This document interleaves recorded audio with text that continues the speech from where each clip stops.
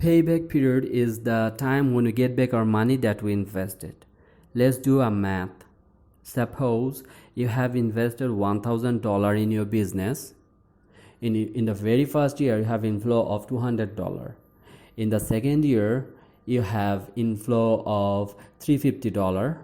So if you add first 2 years inflow, we get the amount of $550. Right.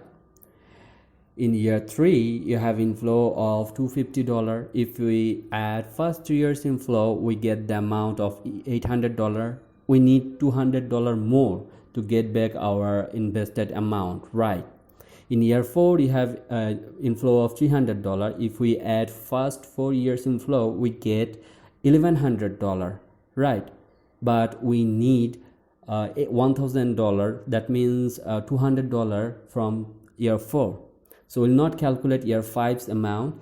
Okay, so let's do the math. As at year 4, our payback period is completed. That's why you have to take 4 plus how much needed from year 4? 200, right? That's why 200 divided by 400. Why 400? You have to take the immediate next year's amount that is left over, which is year 5.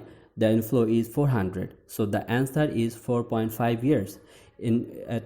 Within 4.5 years, we get back at the money that we invested. So your questions might be that what if there were year 6 and year 7? It doesn't matter. If your payback period is completed at year 3, you have to take the amount of year 4 in your calculation.